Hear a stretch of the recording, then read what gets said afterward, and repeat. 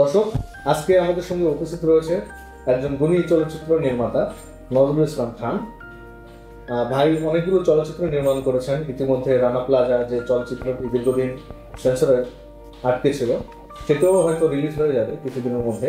আজকে তার সঙ্গেই কথা বলবো। চলো। আসসালামু আলাইকুম। ওয়ালাইকুম আসসালাম। ভাইয়া কেমন আছেন? আলহামদুলিল্লাহ ভালো আছি। আপনি ভালো আছেন? জি, আল্লাহর রহমতে ভালো আছি। ভাইয়া, প্রথমেই আপনার সম্পর্কে একটু জেনে নেই। দর্শক, আপনি চলচ্চিত্র এলেন কিভাবে, কার মাধ্যমে, কত সালে? আমি তো চলচ্চিত্রের বয়স অনেক বছর হয়ে গেল, আজ থেকে প্রায় 30 বছরের উপরে চলচ্চিত্রে আসছি।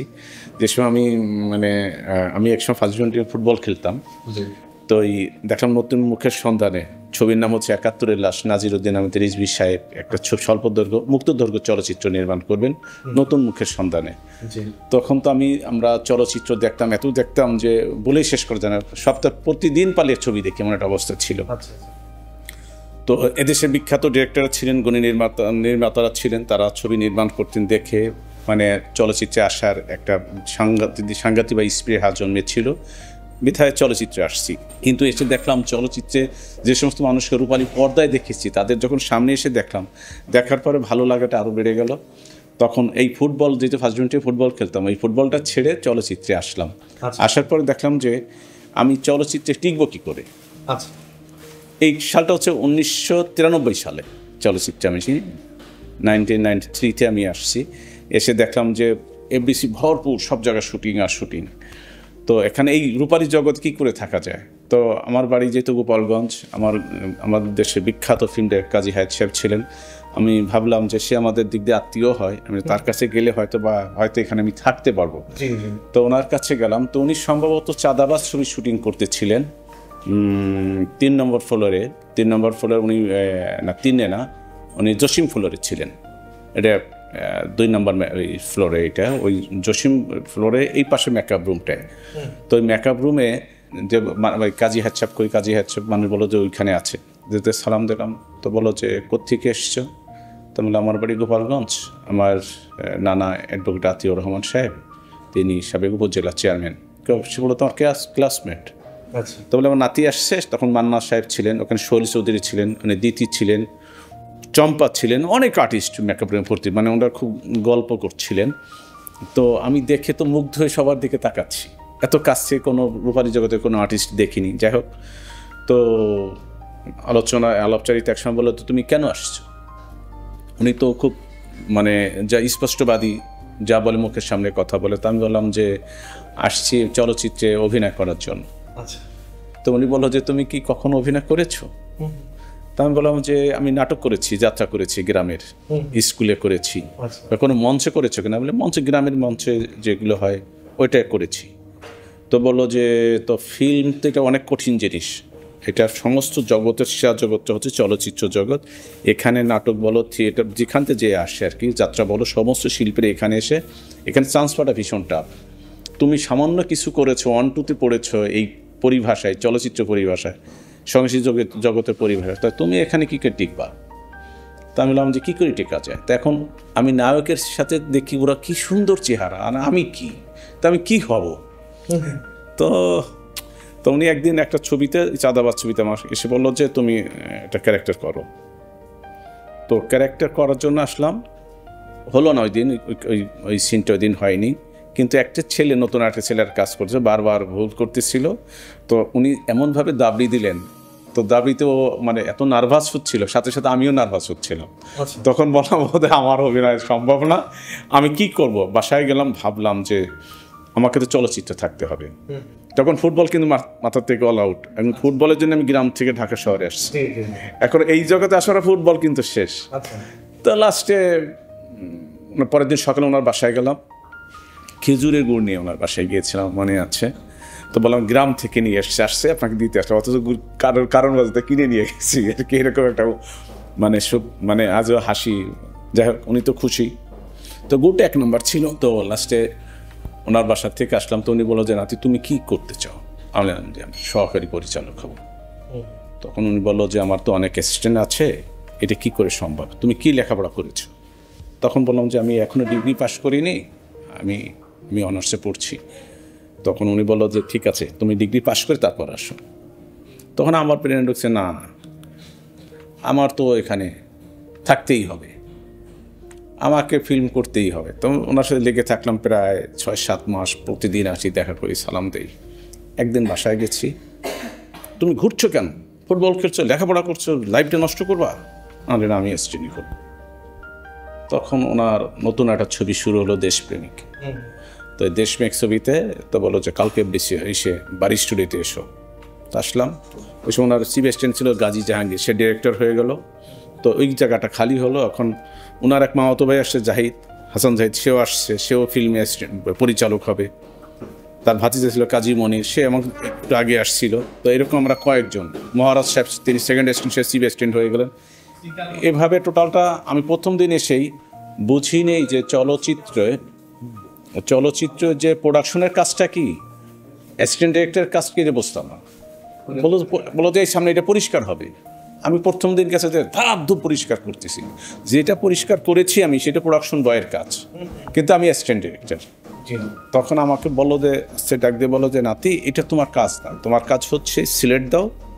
মহারাজকে ডেকে বলো যে, মহারাজ এদিকে এসো, ওই নজরুল আমার নাতি হয়, ও লেখাপড়া জানার ছেলে, ভালো ছেলে, এই ফার্স্ট ব্যান্টিং ফুটবল খেলতো, ভালো ছেলে, তুমি ওকে কাজ শিখাও।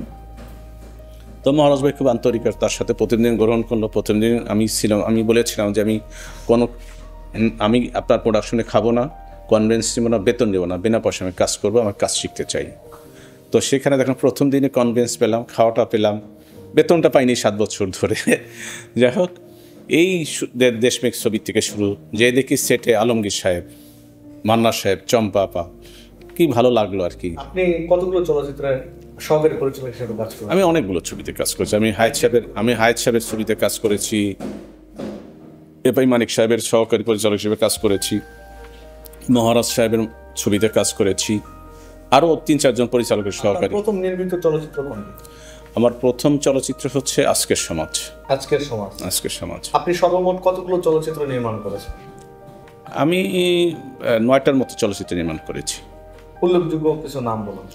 আমার উল্লেখযোগ্য চলচ্চিত্র টিওটির খোরশেদ সাহেবের ছবির ঘরের ছবি, হাই প্রেম হাই ভালোবাসা, সাকিব বাবু বিশ্বাসের। তারপরে সন্ধানীর যে ছবিটা বানিয়েছিলাম, কঠিন প্রতিশোধ, সাকিব বাবু বিশ্বাস, উজ্জ্বল ভাই ছিলেন, আলিরাজ ছিলেন। আমার তো সবসময় বিগ কাস্টিং দিয়ে ছবি করি। আরেকটি ছবি ছিল এমএন প্রোডাকশনের ছবি, প্রথম ছবি আজকের সমাজ, সাকিব পূর্ণিমা ছিলেন। তারপরের ছবিটা করেছিলাম আমি, ছবিটা হচ্ছে স্বপ্নের বিদেশ, সাকিব শাবনূরকে নিয়ে, যেটা মস্কোতে শুটিং করেছি। কঠিন প্রতিশোধ থাইল্যান্ড, মালয়েশিয়া, 2 দেশে। মালয়েশিয়া হয় নাই, থাইল্যান্ডে শুটিং করেছিলাম। অনেক দেশে আমি শুটিং করেছি। এতগুলো চলচ্চিত্রের মধ্যে সবচাইতে ব্যবসা সফল কোনটি আপনার মতে? তুমি ভেবেছো কিরণ চৌধুরী তোমাকে ভালোবেসে ফেলেছে? আরে এটাই তো এই সফরে তোমার জন্য একটা শিক্ষা। আমার কথার অবাধ্য হওয়া আর আমাকে অপমান করার প্রতিশোধ এটা।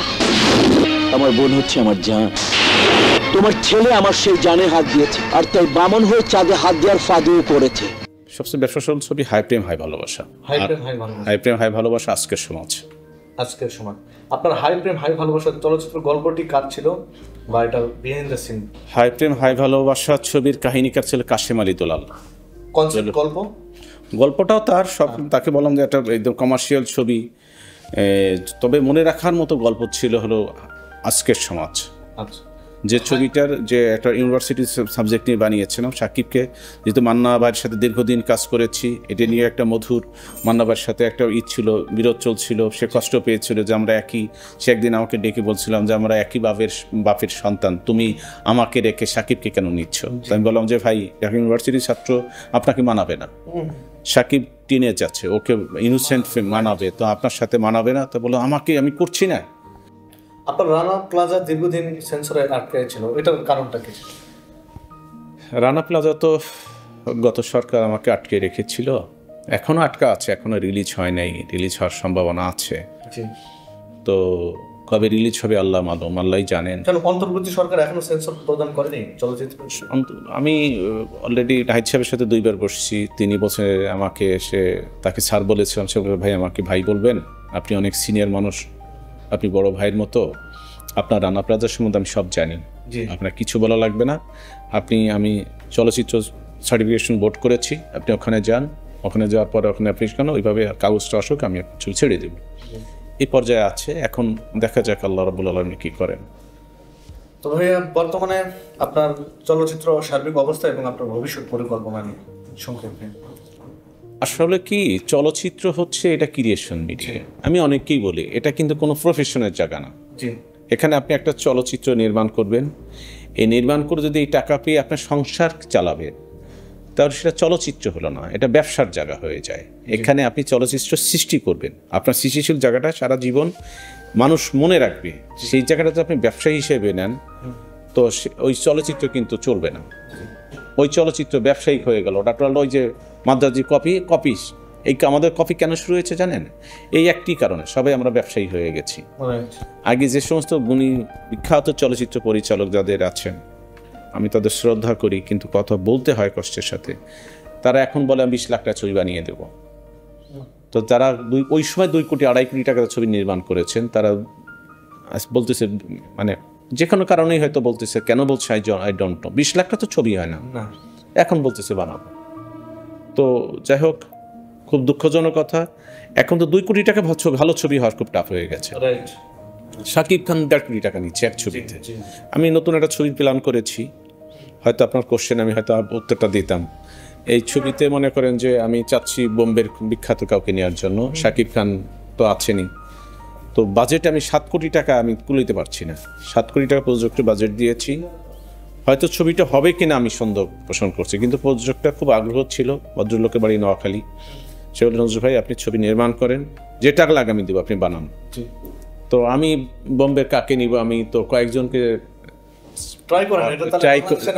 ট্রাই করছি। আমি প্রথমে সোনদি চৌহানকে ভাবছি যে একদম টোটালটা তাকে, তার আমি অলরেডি বোম্বে কথা বলেছি, কলকাতাও কথা বলেছি, অনেক টাকা চাই। ওদের তো অনেক বড় বাজেট থাকে। তো এখন হয়েছে কি, আমার তো 7 কোটি টাকা বাজেট, তো আমাদের মার্কেট তো ছোট। তো যাই হোক, এটার পরে তো আল্লাহ রাব্বুল আলামিন দেখি কি করা যায়। একটা ছবি বানাবো ভাবছিলাম যে রানা প্লাজা রিলিজ না হলে কোনো ছবি নির্মাণ করবো না, একটু অভিমানী মানুষ তো ভাবলাম যে রানা প্লাজা রিলিজ না হওয়া পর্যন্ত কোনো চলচ্চিত্র নির্মাণ করবো না। তো এখন যে দেখছি যে এখন নির্মাণ করবো কিনা, চলচ্চিত্র নির্মাণ করবো কিনা সেটা এখন ভাবার বিষয় আছে। তো যাই হোক, এটি নিয়ে ভাবছি। কালকেও আমাকে ফোন দিয়েছে, নজরুল ভাই আসেন না, গল্প নিয়ে ভাবেন, গল্প বসে যাই। আমরা ভাই গল্প তো আছে, গল্প আছে, এদেশে 2 দেশ মিলে একটা গল্প আছে, অনেক ভালো একটা সাবজেক্ট। এটা একটা স্বপ্নের ড্রিম সাবজেক্ট, আমার স্বপ্নের বিদেশের মতো সাবজেক্ট। ভাইয়া সর্বশেষ আমাদের বাংলা চলচ্চিত্রের দর্শকদের উদ্দেশ্যে কিছু বলুন, যাতে চলচ্চিত্র উন্নয়নে ভূমিকা রাখে। এদেশের দর্শকরা আসলেই আমাদের দিকে তাকিয়ে থাকে, আমরা ভালো ছবি নির্মাণ করি, তারা দেখবে, কিন্তু আমরা কি ভালো ছবি নির্মাণ করতে পারছি না পারার অনেকগুলো কারণ। মূল কারণটা হচ্ছে কি, চলচ্চিত্র আসলে মা বোনরা আমাদের ঘরে ফিরিয়ে দিলাম। তারপর হয়েছে কি, কিছু চলচ্চিত্র মানে এগুলো চলচ্চিত্র বলা চলে না, মিডিয়াতে কিছু ছেলে মেয়ে এসে ছবি নির্মাণ করেছে, এটা কোনোভাবেই চলচ্চিত্র না। চলচ্চিত্র একটা ভাষা আছে, চলচ্চিত্রের এই যে আপনি শট নিচ্ছেন, এটার মধ্যে একটা ইয়ে আছে, চিত্রনাট্য আছে। এটা বুঝে শুনে চলচ্চিত্র অনেক কঠিন জায়গা, এই জায়গাটা তো অনেক সস্তা করে ফেলছি আমরা। এখন যেমন মোবাইলে টিভি দিলে ছবি আসে, তো অনেকেই চলচ্চিত্র মনে করছে যে একটা বড় নাটক করে ফেললাম, ওটি চলচ্চিত্র হয়ে গেছে। তো দর্শকরা যখন ছবি হলে দেখতে যায়, দেখে অবস্থা, শনিবারের ছবি নামিয়ে দিচ্ছে, দর্শকরা ঠকতে এখন আর হলে আসতে চায় না।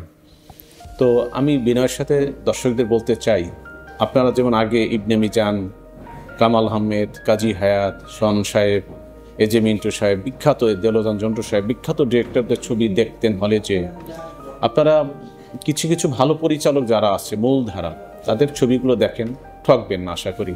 আর আপনারা যদি চলচ্চিত্র না দেখেন, এদেশের সাহিত্য চলচ্চিত্র তো টিকবে না, আমরা কিন্তু হারিয়ে যাব, অলরেডি হারিয়ে যাচ্ছি। বছরে 1-2টা ছবি আসছে, আমরা দেখি যে আপনার খুব আগ্রহের সাথে যে সুপার টুপার হয়ে যাচ্ছে, আর কোনো ছবি ওই যে আপনারা বুঝতে পারছেন, ওই যে শনিবারে নামিয়ে দিচ্ছে। দর্শকের অভাবে সেদিনে শুনলাম যে এই যে 2 জন সাকিবের একটা ছবি কিছুদিন আগে রিলিজ হয়েছে, দর্শক মুখ ফিরিয়ে নিচ্ছে, কেন নিচ্ছে আমি জানি না। তো আপনার মুখ ফিরাবেন না, আপনার হতাশ হবেন না, আশা করছি চলচ্চিত্রে আবার ফিরে আসবে। আপনার হলে আসবেন, হলে এসে ছবি দেখবেন। আর আপনারা হলে আসলেই আবার চলচ্চিত্র আগের সেই রূপালী, আগে যে সোনালী দিন, সেই দিনটা ফিরে আসবে। আপনারা ভালো থাকবেন। আর এই চ্যানেলের দর্শক যারা আছেন তাদের সবার প্রতি আমার আন্তরিক শুভেচ্ছা থাকলো। আপনারা ভালো থাকবেন, আপনার সুস্বাস্থ্য দীর্ঘায়ু কামনা করছি। আল্লাহ হাফেজ। ধন্যবাদ ভাই আপনার মূল্যবান সময় আমাদেরকে দেওয়ার জন্য। আর দর্শক আপনাদেরকেও ধন্যবাদ এতক্ষণ আমাদের সঙ্গে থাকার জন্য। তো বেশি বেশি করে বাংলা ছবি দেখুন এবং আমাদের এই সিনেলার 24 চ্যানেলটি সাবস্ক্রাইব করে আমাদের পাশে থাকুন। আসসালামু আলাইকুম।